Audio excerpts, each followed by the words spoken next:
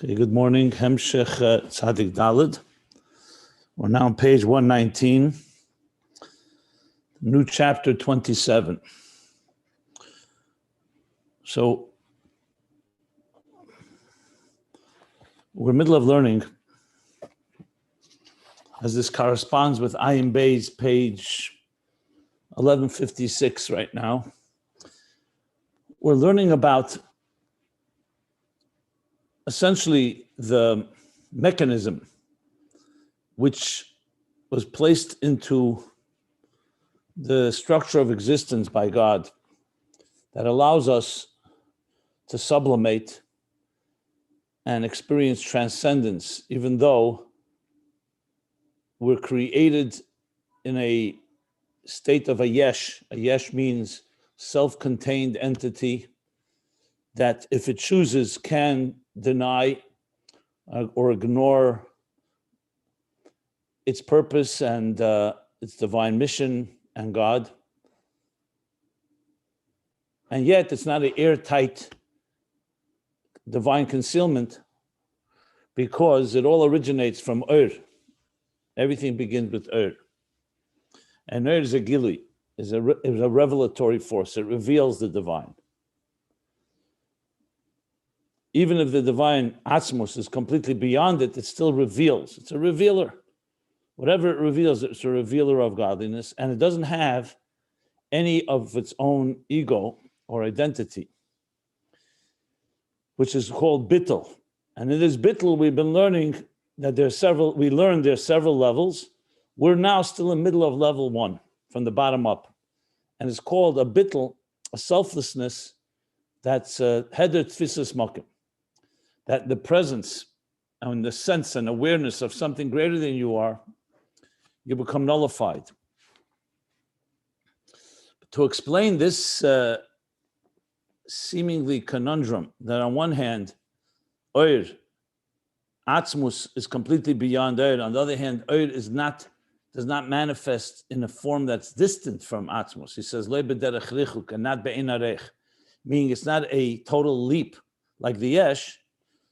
The example that Rebbe Rashab and Ayin Beis and the Frierdiker Rebbe following here in this, what we're learning here, which is citing and explaining the Ayin Beis, is the example from Rotzen.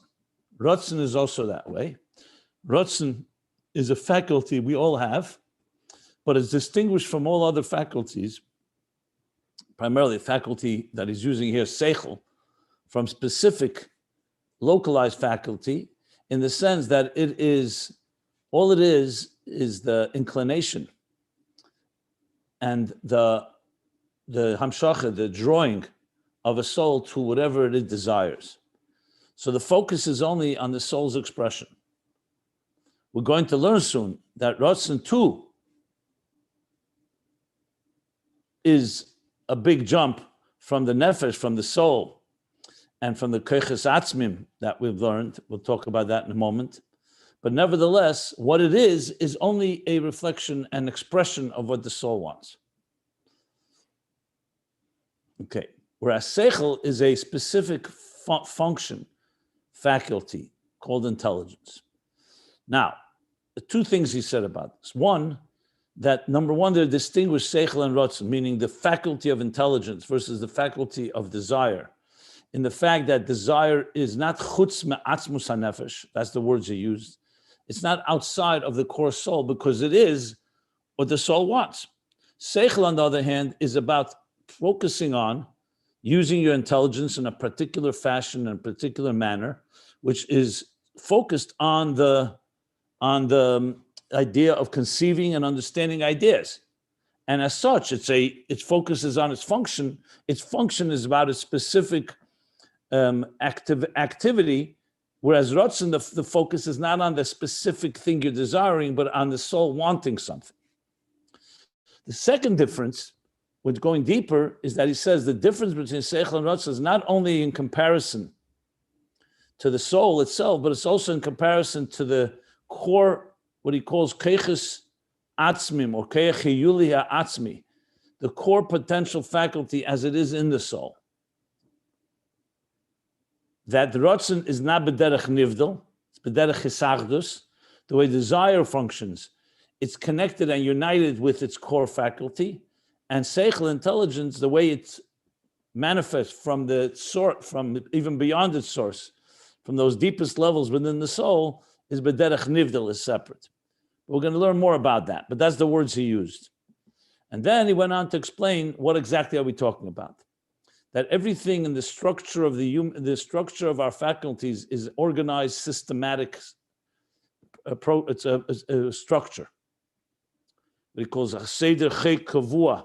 It's an order. How does it work? You don't just jump from the soul to a particular faculty. There's a revealed faculty. There's the concealed faculty, keiches gluyim, keiches nalamim, and then there's the keiches atzmim. These are the core faculties as they are embedded, metua or mushrish, as you put it, ingrained, embedded, implanted in the roots, like a plant is rooted in the ground. This is rooted in the soul. In keiches atzmim itself, he said there are two levels. One is how it's rooted in the soul, and one how it's beginning to, what were the words he used? Megali.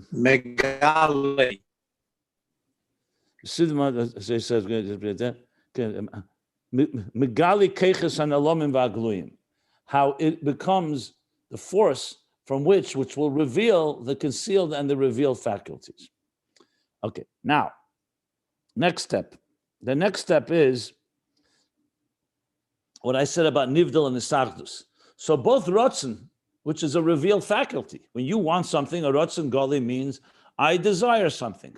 That has a source called the mokar harotzen, the source for that desire, which is keiches nalamim, the rotzen hanelam, and then it has the koyach hayulia atzmi of the rotzen, the potential capacity in the core faculty of rotzen in the soul. Same thing with seichel. Seichel gali is the active, revealed, conscious intelligence. You're conceiving of an idea, you're understanding an idea. That is rooted in the koyach hamaskil. That's hamshacha nelama. That's a concealed, it's already hamshacha, it's there's something that exists, but it's not yet revealed to yourself or to others.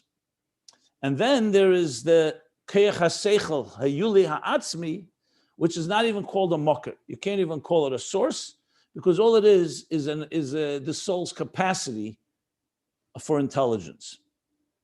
And he said now that there are two ways that we can gain intelligence, that we generate intelligence. One is b'derech yashar, in a direct way. That is rooted in the koyach hamaskil, which is a mocker. And there's another way, chayzer, which is through refractive approach. He didn't explain what the difference is. We're going to learn that now. Reaches into the higher level, the seichel heyuli atzmi, the core essential faculty as it's in the soul. Okay, so we're going to continue now, and he's going to discuss what is the difference between these two, and bring it back, obviously, to the topic at hand, which is the most important part, which is what's the difference between rotzen and seichel in this regard. When we're talking now about once we dissect this, the system structure of how faculties flow from the soul into an actual activated, revealed faculty. Okay, and this then will be used to understand Oir and how it works in the Shtalshlus L'mayla. Okay, so now he says in chapter 27, we're on page 119, Omnom Tzarich Lahavin. Okay, you said there are two methods, two ways to generate or to produce intelligence. However, we have to understand what's the depth of the difference between these two approaches.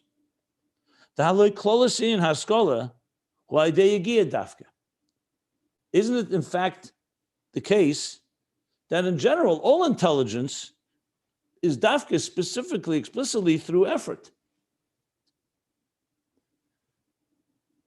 Every form of intelligence comes through some effort. Shazehu inyan amelin b'teira. there's an expression, amelin b'teira, have amelin b'teira, in Mishnah and Pirkei Avos, in other places as well. Amol teira means work, means exertion, effort. Rashi Bechukoisai also. Yeah, right in the beginning, right. So Amol is not just limud, it's not just learning, it's exertion, it's effort.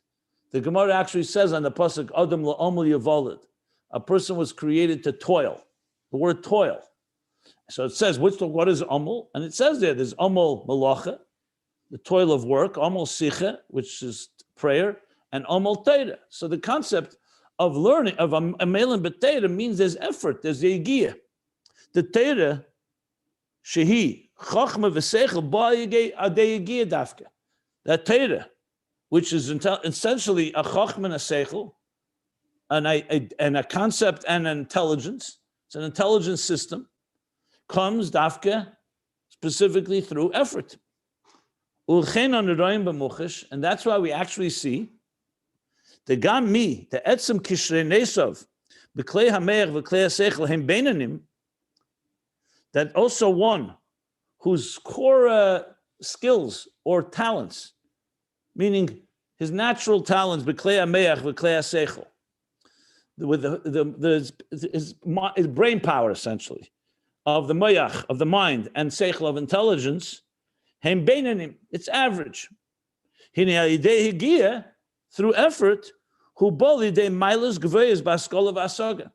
So even someone who naturally has a mind that is not genius, is average brain by birth. That's his kishin.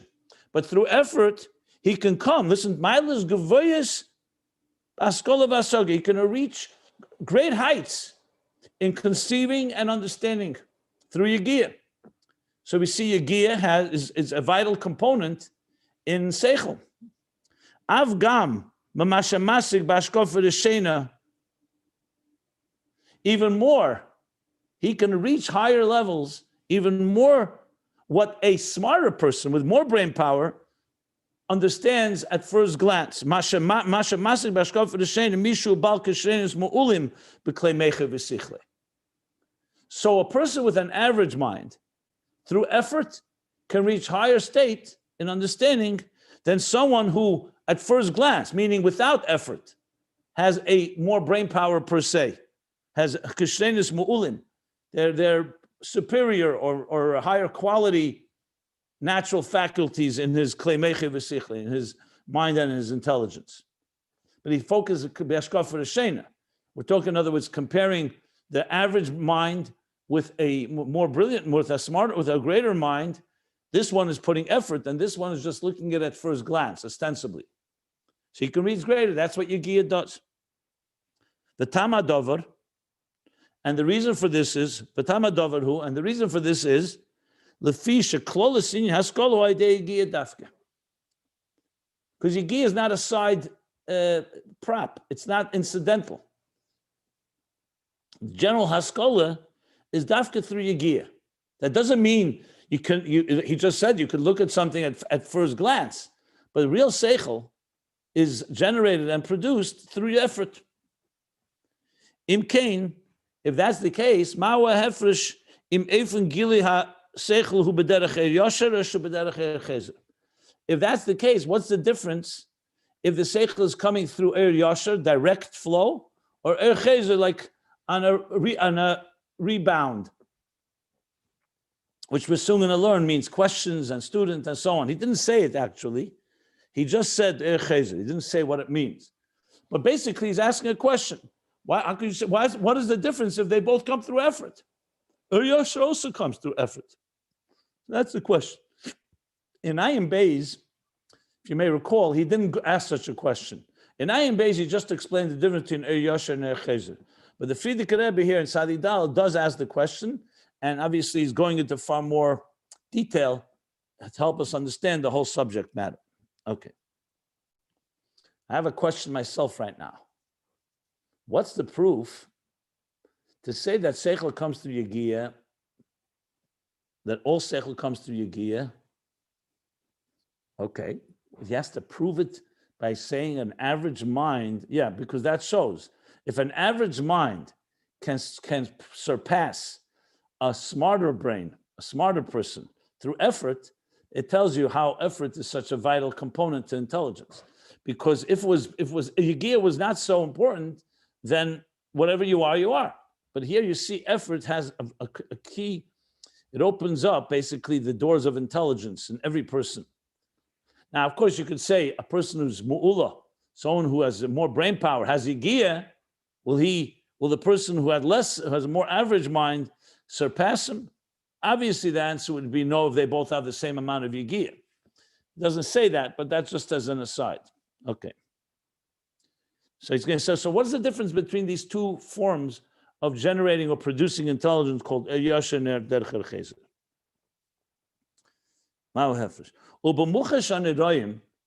And we actually see, we palpably see, or tangibly see, the Giluyim Sichlim Shebederech Chezer Hem Nailim Harbi Yeser.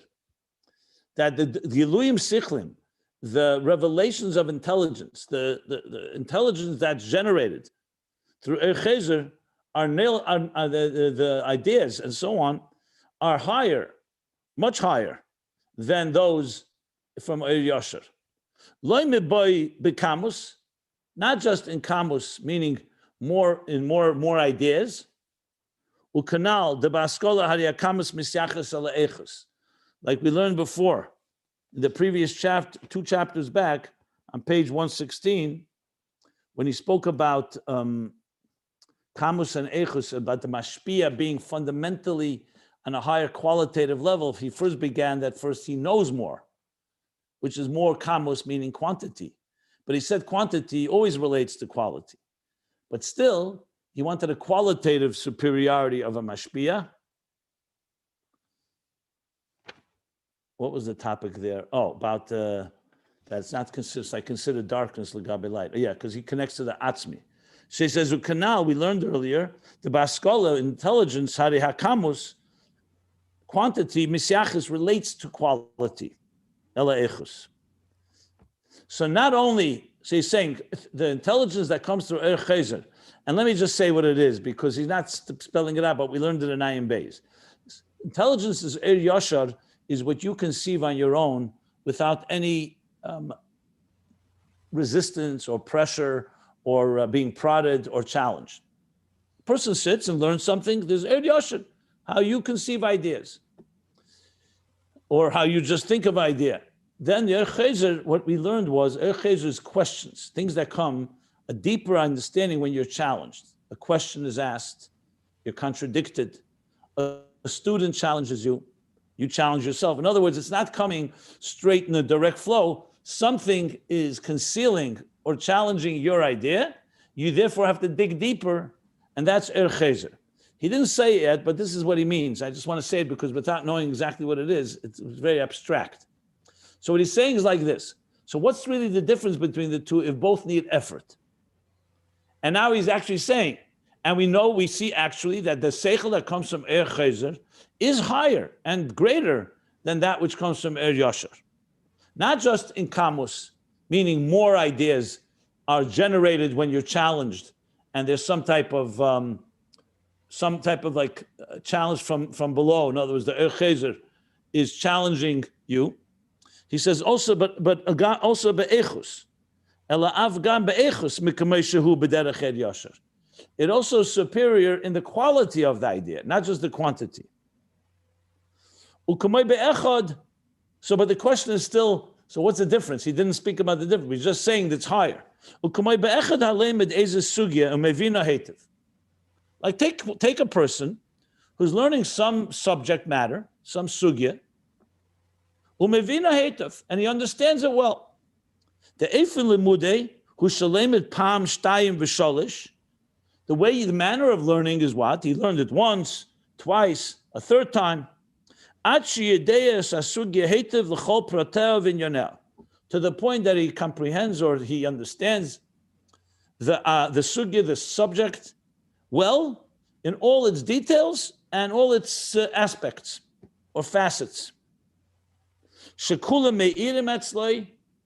the details and all the facets of the idea radiate by him, they're illuminated by him. In the depicting or the image of that particular idea. In other words, he has a picture of it.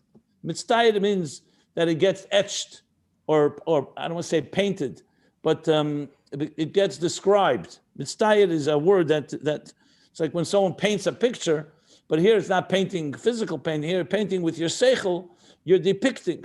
So what is it? So we're talking so far about an individual who sat and learned once, twice, three times to the point he understands it well in all the details.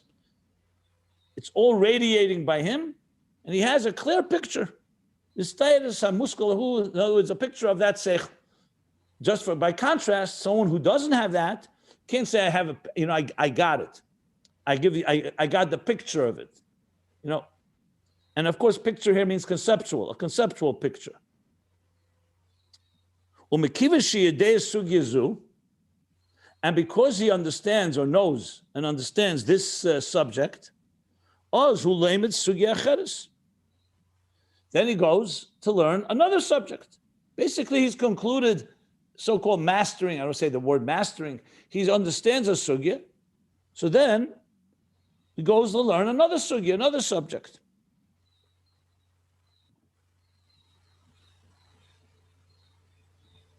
But then there's another scenario. He's going to give now another scenario.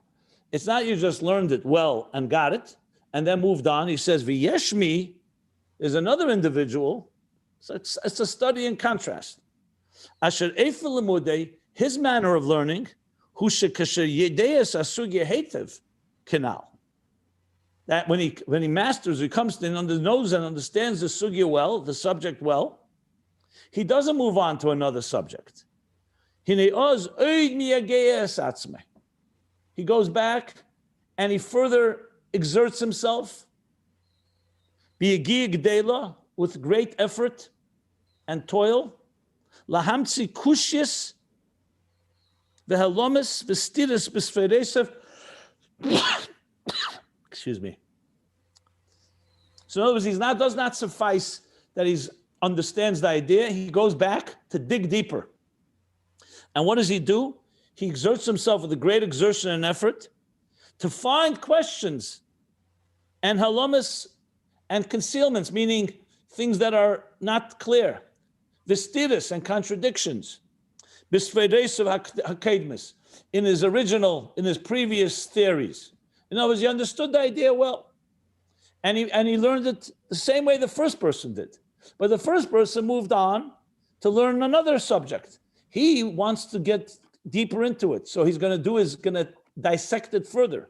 And we all know any subject matter you learn, no matter how clear it is, if you go back to it, you always can find some deeper question, something missing, but you need to exert yourself because he's not denying that on the first learning, meaning the first 1, 2, 3 times that he says, that you got it. He says you got it. He didn't say the first person does not get the idea. He just says he's not going deeper.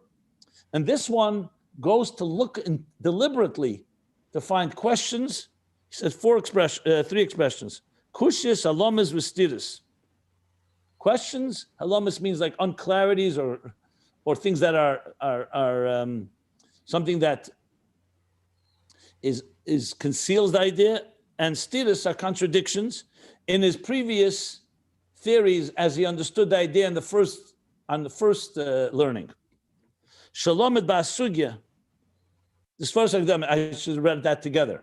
The original thoughts, theories that he had when he learned this subject, ad shenasa kula muksha, to the point that the whole thing becomes questionable. Which means it's true. There was a stage he had clarity, like he said, it's tayurus b'seichel, but now this person has decided to push it further. And because he pushed it further, now he doesn't just have a question, the whole thing is now confusing. This is not uncommon. When you really go into something you thought you understood well, when you start challenging it yourself, suddenly kule muksha. It's all unclear. It's all full of questions, basically. Difficult. But 1 second, not over. Now he's introducing another level of yagiyah. And he exerts himself. B'yagiyah's basar, which means literally with his flesh. Yagiyah's basar means like it's literally sweating. v'yigias nefesh, an exertion of the spirit, l'taretz es kushesov, to answer these questions that he now, when he put more effort, discovered in the sugya, in the subject that he had first clear, and now he went further. So now there's a further effort. So there's an effort in learning the first time, there's the effort in asking questions, and then there's the greater effort even to answer the questions.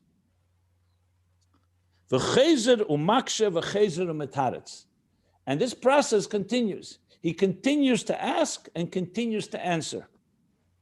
The Baal Shem Tov once said, for every question I have an answer, and for every answer I have another question. In other words, it's climbing. It's not repeating. It's not going back to square one.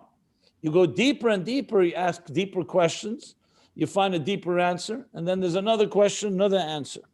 Asher kol eifin ve'eifin, hu shita chadosha ba'asugya. Every eifin, which means every step of the way, basically.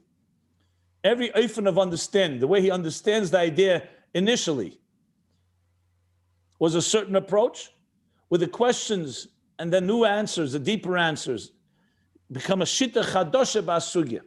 Shita chadosha doesn't mean it's a different sugya. It means a new approach, a new perspective. Like we learned earlier about the shittas with Ayin, he said the word perspective, a new approach. He doesn't mean a shita like sometimes you say shittas Shammai and Hillel. Two different opinions. Here he doesn't mean necessarily a different opinion. It means a new approach, a new perspective, a new depth, a new. We talked about, for example, the Ragat Shavar, how he stripped halachas from their details and found a deeper common denominator about, let's say, the nature of time, or potential and actual, or whatever else it is. So it's taking the same sugya, but the questions and the concealments and the contradictions elicited deeper answers. And each eifin, and this you continue the process, question and answer, to the point that every one reveals a type of deeper dimension or deeper approach. Let's say deeper, chadosha, a new approach. Oh, okay. See again the Frierdiker Rebbe, the classic Frierdiker Rebbe, how he breaks down literally the process of how we process things. We've seen this several times through this Maimer and Tzaddik Dalet. If you remember, different things that the Frierdiker Rebbe takes. It's in Ayin Beis, he doesn't address this at all. This is all about explaining Chezer. You see how he turns it into a very dynamic, and look how the Frierdiker Rebbe himself, look how clearly he paints the picture of how human mind processes information and how we grow and how we learn and so on. Okay. V'hainu, and this means shebechol eifin ve'eifin, which means every eifin again means every dimension. Eifin ve'eifin, meaning based on the questions, is now a new eifin, so to speak. Hu nichnas yeser, he enters more la'emek pnimius hasugya, to the depth of the inner dimension of that subject. Exactly. So there's a shita chadosh, a new approach, and with each step of the way, but here eifin means every manner, meaning every approach. The approach first, the initial approach, and after the questions. So every stage, he's entering deeper into the inner sanctum, into the inner workings of that sugya, of the respective subject matter that he is learning. V'oz dafke, and dafke then, meaning after all this effort, not like the first individual that just learned it, even though he may have learned it once, he learned it once, twice, three times, but then he moved on to another sugya. He says, dafke did this approach, with all this effort, and this Chezer element, harinasa etzlei neviya rabba ba'inyan. Dafke through this efforts and exertion comes a neviya rabba. Neviya rabba means a great flow. Neviya is a flow. When you say neviya is so you can have a narrow flow of intelligence. Think of like a faucet of water. You turn on the faucet and there's a flow. But if you want to expand the flow, you want it to be, rabba is more than just kamus, it's also echus. It means an expansive flow, an extensive one. A rabba means a great, really means great, a great flow. So the effort, what has it done? It's opened up inner channels of intelligence. We'll soon understand this in the language of the Koyach Atzmi, Hiyuli, etc., and Koyach HaMaskil. But it's opened up. The effort has opened up. It's like similar to when you exercise your muscles. What happens? You're able to run, let's say, a mile. How does a person run 20 miles when they condition themselves? Or you could throw 100 feet, and now you work hard and you exercise your muscles, you expand those muscles. The same muscle had potential, but it was not worked out. It was like something that was still in a very raw state. You work it out, the muscle suddenly gives off a lot more energy. The same thing with seichel. The effort that this individual puts, who continues to question and challenge and contradict, and then digs deeper and deeper and deeper, says then when you have that approach, after all that, so you said already that obviously you go deeper and deeper into it. Now comes a flow, a nevia rabim ha'inyan. Umischatshim etzlei b'zeh inyonim chadoshim, and new ideas or new elements or facets of this sugya should become are innovated that he didn't have in the beginning. Not just he didn't even imagine it. Bashara means he couldn't even have imagined what he's arrived to now. So the flow has broadened, become a great flow of intelligence in whatever it is that he exerted himself. And new inyanim, new things, new elements, on his chadash that was not there, even ba'ashara klal b'tchila kishalamadas asugya vehivina heitev. When he initially learned the subject and understood it well. Remember, even stage one, he understood it well. Ashalula hayegiyah, which means without the yegiyah, if were it not for the effort and exertion, ba'kushis v'hapirukim, the questions and pirukim are like a stira. Piruk is slugging up, that you contradict. You found a counter argument, basically. Lo yoye magiyah klal, were it not for the effort through the questions and challenging the initial subject matter, he would never have reached lidei yediyah gdei kazu. He would never have reached to such a great awareness or knowledge or perception of this subject. Hein ba'sugya hi, continues further, both in the actual sugya that this person initially is learning, the hein b'syachsusa l'sugya sacheres, and also hein, meaning both in this sugya itself, you come to deeper and things and new ideas that you would never have conceived of, this type of yediyah, and also its relationship with other sugyas, with other subjects. Remember we said the deeper you go, into a subject, you also see its relationship with other sugyas that you would never have seen initially. I mentioned again the Ragat Shavar. Once you go into the core of an idea to this level, you can suddenly see, wow, its relation. So both the sugya itself, you get much greater knowledge, and also its relationship with other subjects that you initially may have not seen any connection. Leshitosayu, like the Rebbe. One second. I want to learn an organized way. People have been asking me to do this organized because everybody has their own pace of learning. So I'm asking everybody. So if you have questions or comments, please, let's do it not in the middle, because people have told me that they feel they're losing the flow. So you may be able to get the flow, whoever it is that. So I'm asking, if you don't mind, let's finish a sentence and then we can discuss questions. And it's just a matter of being patient and listening, and we can do it well if I'm asking for your cooperation. So let me just finish the sentence or the subject, and then anyone wants to comment or question or add anything, by all means. Okay, so let me just finish what he's saying. Okay. So bottom line is, to sum up what we just learned here, he explained, well, he asked a question which we still didn't get an answer for completely. I mean, it's developing, it's emerging, was what is the difference between Eir Yasher and Eir Chezer when everything needs effort? Seichel needs effort. And he says, and you see Eir Chezer does create a higher level of seichel. And we just learned at length, he gave a very specific scenario of a person who learns it well, and then moves on. Another person who puts more yigiyah, which means more, the first person is more yosher. He learned the subject, and that's that. Then he moved on. The second one is a chezer learning, which means you will return to it. That's what he sees chezer. He's even used the chezer to maksha, chezer to metaretz. He returns to the subject. He himself challenges it, asks questions. It comes to the point that he's totally muksha, doesn't understand it at all anymore.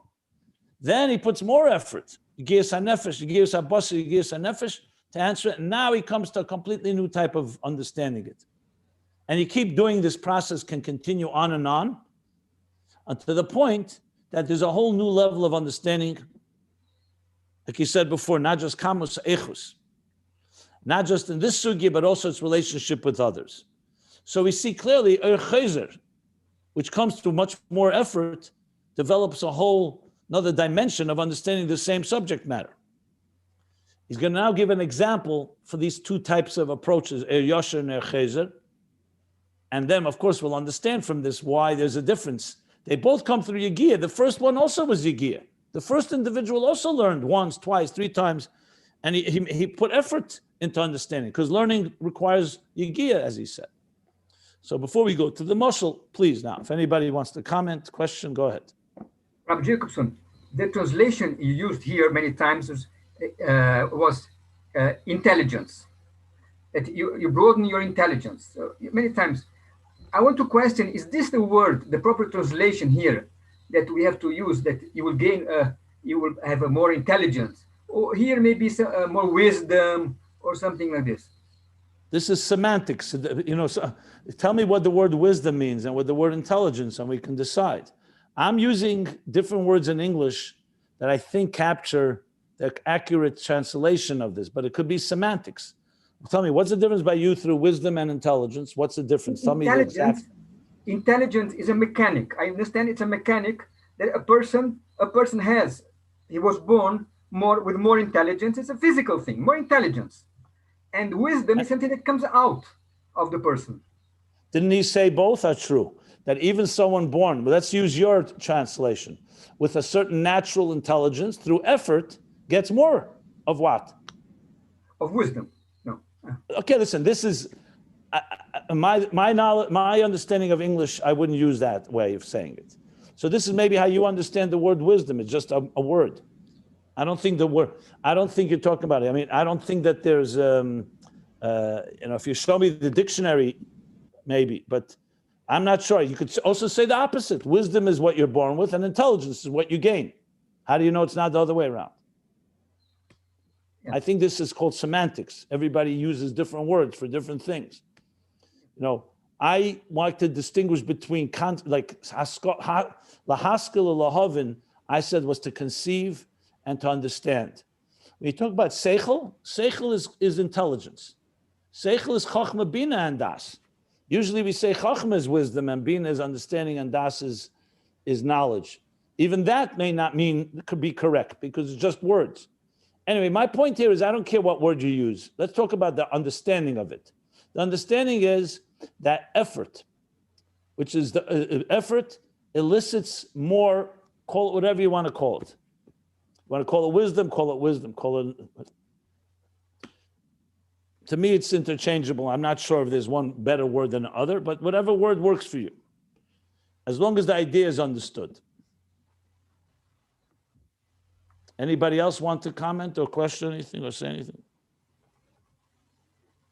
No? Okay. So next section. We're on the bottom, the last line of page 119. So he's going to now explain this with a moshel gashmi. V'yuven zeh al pi moshel gashmi. We'll understand this difference between the yigiyah, the effort in yosher, and the effort of chezer that comes through after questions and challenges and contradictions, with a physical example. He's giving now an example, even though this is also human faculties, but it's not tangible in the physical sense. And the example is going to be the difference between a hot coal and a flintstone. In Hebrew, what's called surah chalamish and surah chalamish and shalheves shalheves kshura begacheles.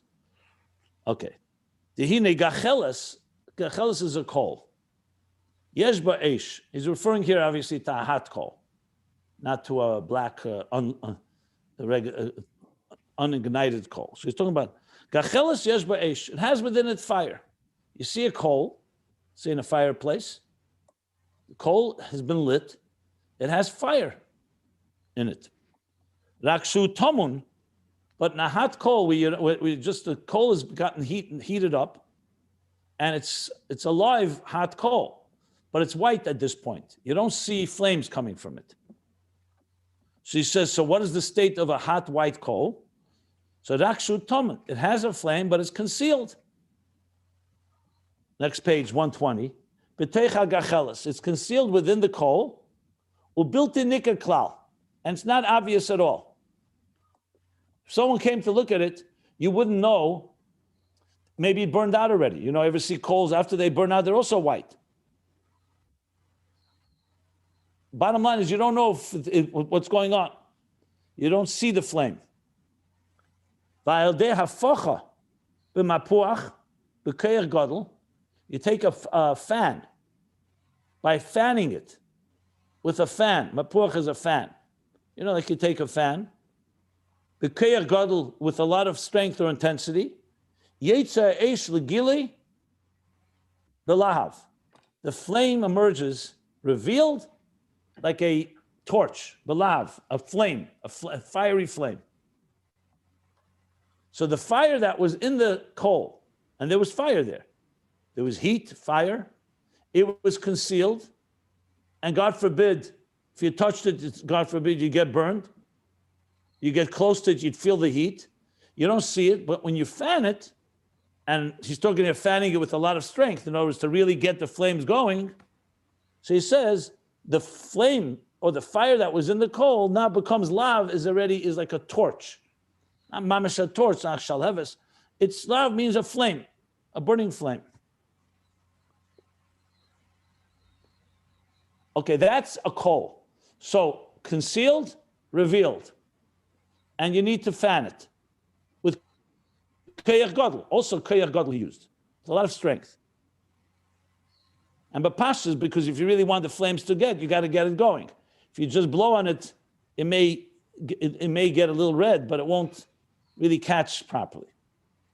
Omnom, by contrast, however, lahoitzi eish mitzura chalomish, to extract a spark or fire, a fire from tzur. Tzur is a stone. Chalomish means like a fiery stone. It's a flintstone in English. Mitzura chalomish, a flintstone, which means we could also get sparks, and those sparks can light a fire. How do you draw out the sparks, the fire from the flintstone? It's not enough to fan it. No matter how strong you'll fan a flintstone, it won't do a thing. You need to take this, you need to strike it. You need to strike it. That's how strike it. Okay, good. So now we have a different way of relationship between the revealed sparks from a flintstone and the concealed flame and it's how it's concealed in the stone in contrast to the coal. So clearly the coal, the helim and gili of the coal is far closer than the flame or the potential flame in the flintstone, and that's why you need to strike it, because it's far more potential state. You need to strike it. It's the only way to get the sparks flying. So now, all this again is that this mashal is from Ayin Beis, but the Frierdiker Rebbe is adding a lot of lines here of his own that really develop it, and it's really actually quite geschmack, because you see how he really turns it into a whole much broader. I mean, we understood it in Ayin Beis as well, but here it's just so much clearer. The Frierdiker Rebbe is literally like painting a picture. Now he says, this is something we learned in Ayin Beis, but here the Frierdiker Rebbe again spells things out, very methodical. And if you remember, everything's always structured. Step 1, step 2, step 3, he breaks it into 3 parts, into 10 parts. So he says, the Bechlolus, now, Yeshnam Gimel Havdelim. bein hagacheles letzur. In general, there are three differences between the coal and the stone, flintstone. Three things. Number one, the begacheles ha'eish hum b'metzius. Number one is in the coal, the fire is b'metzius, it exists. U'betzur eine b'metzius. And in the flintstone, it doesn't exist. In other words, if you cracked open the flintstone, you're not going to find a flame in it. A coal, the flame is there, it's just concealed. So that's difference number one. Number two, begacheles. I'm sorry. Begacheles hametzias va'eish beis dvarim. In the gacheles, in the coal, the actual coal and the flame are two separate things. Ubetzur hametzias va'eish dover echad. And in the flintstone, the actual stone and the eish, meaning the potential flame in it, is all one. There's no two separate entities. That's point number two. And finally, number three. Begacheles yetze eish mispashet umislav. By a coal, the fire that emerges extends and is flamey, becomes like a flame. Ubetsur eish mavrik umisnetzes. And by its sur, when you strike it, the flintstone, mavrik, it's more like sparks. Umisnetzes, it sparks. It never becomes a flame. The word mavrik is used, barakam mavrik is usually like lightning, like a lightning bolt, meaning it's like a burst. And misnetzes literally means sparky, sparkling. So the difference is also now in the flame. So the three differences. In the coal, there's actual fire. In the flintstone, there's no fire. In the coal and the flame are two separate entities. And the tzur, it's all part of the stone. The same stone has all of that potential in it. And number three, the way the flame comes out is by the coal, it's a fiery flame. It's a burning flame. And by a spark, by the flintstone, it sparks. Like just, yeah. Now, ukamoike yuvan. Now going to go back, now that he gave the mashal, he's going to go back to seichel. Same thing is understood, the klolasin haskola shabai deyagia. In the general idea of intelligence,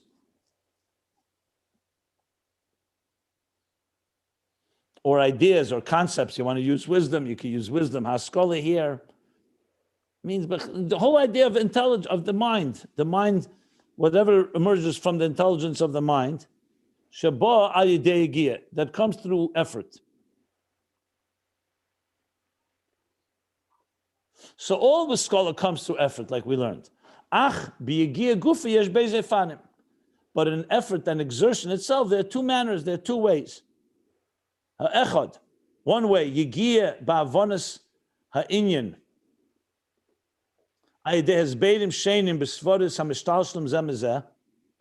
The first way is an effort and exertion in understanding the idea through different explanations, as beidim shenim, bisforis, with theories, theories that evolve one from the other, like a theory that leads to another theory. That's one way. You make an effort to understand something in that fashion. Beis, the second is ayigia aidei kushis upirukim, the effort that comes through questions and counter arguments or challenges or contradictions. Yeah. Both yigia, but this is the difference between the two. One is coming through exerting yourself to think of theories that explain the idea, and the other comes through the opposite, through questions that challenge the idea. The Beis darka yigia heim b'chochma. What is the next word? Do you see b'chochma? Chochma sher she'askar. How do you read the next word? Anybody can see the next word? Banat. Maybe bechochmas. B'chochmas. No, Maybe. Beis Shrashay Haskala. Beis. Beis Shrashay Haskala. Yeah, that could be also. Oh, yeah, that's possible. Yeah. But you all see the word is not clear, right? Yeah. Let me look closer. Yeah, you are right. Bahabeis. It's a beis. Good. So he says like this. The beis darke hayigia. These two methods of exertion or effort, heim bahabeis sharshe haskola. Beis darke idea of heim. Darke hayigia. What did I say? Darke idea of heim. What? Anyway, as was said, the beis darke hayigia. These two methods of effort, heim bahabeis sharshe haskola. They both relate to in the two different roots of intelligence that we spoke earlier. Remember, we talked about koyach hamaskil, that's called a mocker for seichel, and we talked about the koyach hayuli atzmi. So now he's equating these two forms of effort to those two higher levels of the faculty of intelligence. So he says like this: the koyach hamaskil, the two sharshe haskola. The two roots of intelligence in the two levels, the higher levels. The koyach hamaskil, the power of conceiving ideas. The koyach haseichel hayuli atzmi, and even higher, the koyach, the power, the potential and core power of intelligence in the nefesh. Remember, we said there's koyach gole, a revealed seichel, koyach hamaskil, koyach it's a nelam, koyach nelam hamshach nelama, and then koyach hayuli atzmi. V'hainu. What this means is the klolos koyach haseichel hu koyach shechutz le'etzem hanefesh. The general power faculty of intelligence is a faculty that is chutz le'etzem hanefesh, like we learned earlier. It's outside of the core soul because it's a specific faculty. The core soul is the whole being, the whole soul. This is a specific one. So when we say outside, again, I mentioned, it doesn't mean physically outside. It means it's outside of the realm. It's already a function of the soul as opposed to the inner realm of the soul. Okay. Ukoyach nivdal. And it's a koyach that's nivdal, meaning separate from. L'chein, hinegam hamtzaas metzias haseichel mimkedei. Therefore, also the way you the way you conceive, or the way seichel emerges from its source, hu gam ken b'derech nivdal memeno. It's also in a way that it's removed from it. Shekenu ba'asich. Let's read it before we try to understand. I'm not sure what he's saying exactly, but we'll soon get there. Shekenu ba'asichlim hanimtzoyim mekayach hamaskil shein b'derech nivdal. That's how it is with the ideas that come from the power to conceive ideas. Kayach hamaskil, they're b'derech nivdal. Shari kayach hamaskil ein a musig. The kayach hamaskil is not just is a state that is like a superconscious state. It's not musag. You can't comprehend it. You know it's there. You know there's something where the seichel ideas come from, but we don't comprehend that state. And it's also not felt when the sichlim emerge from there. You know it's coming from somewhere, but you don't understand it, you don't feel it.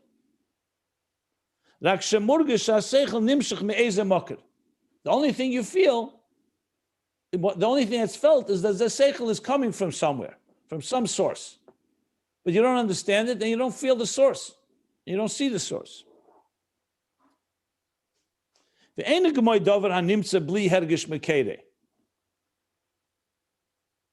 not the other extreme would be something emerges, you don't even feel that it's coming from somewhere. That's the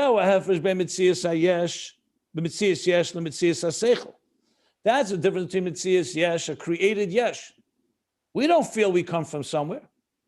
When you get an idea, you feel, where did it come from? Sometimes you'll even say, hey, what was that? Where did that idea, where did I think of that? People say, like a flash.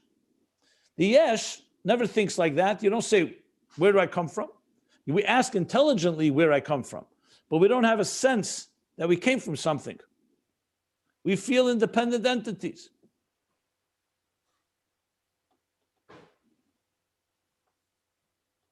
That's the yesh. Shemitzias yesh in a margish klal sheyesh moker hamahave. The mitzias of a yesh doesn't feel at all that it has a source that created it. Mitzias haseichel margish yesh moker ma'ayin hu nimshech. And seichel does feel it comes from a source. However, it doesn't feel what the source is like and doesn't understand that source. Let me stop for a moment before we may have to stop here altogether. Okay, now it's moved into a little more complex territory. So we established in a very balbatish, organized way that there's Yosher, Chezer. And they're compared to a flame of a coal and the flames or the sparks that come from a flintstone. One comes through fanning, one comes through deeper effort, hakah.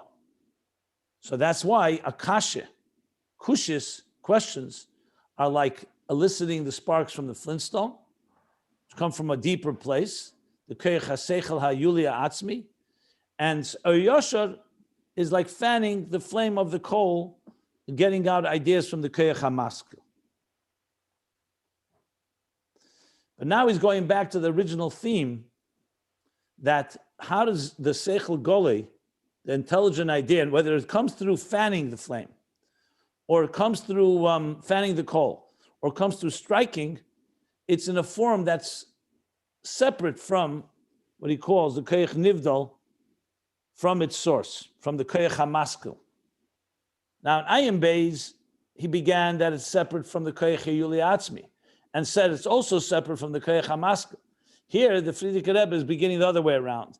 He says it's even separate from the koyach hamaskil. How do we know it's separate? Because the koyach hamaskil is not an obvious source. If I brought a pitcher of water, and I poured you a cup of water, poured another cup, there the cup of water is very clear, it's coming from the pitcher.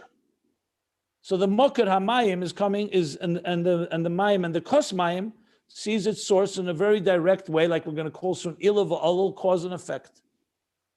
The other extreme is yesh ma'ayin. The yesh does not feel at all a source. In between is seichel from the koyach hamaskil. So it feels there's a source, but it doesn't know and recognize what that source is. That is why it's called a koyach nivdal. When it comes to Ratzon, we're going to learn it's different. That's where this is all leading up to. So, of course, you could ask the question like I asked, so why do we need this whole arichas of the keiches atzmim and the difference between the coal and the flintstone? I already discussed it in Ayin Beis, and we'll talk about it some more, but due to time, we're going to stop here. I just wanted to make sure that we have the flow. So all this discussion was all about trying to understand how seichel works, but now we're coming back that at the end of the day, whether it's Chezer or Yosher, Chezer for sure, it's nivdal, because it's very distant from the core place, like the flintstone, like he said, that third distinction, there's no flame in there altogether. There's not even a spark. And yet, when you strike it, you're able to draw something out of the flintstone or the koyach hayulia atzmi. The coal, there's a flame, but the flame is concealed, so you need to fan it intensively. Okay. Let's stop here, middle of page 120. To go to me already.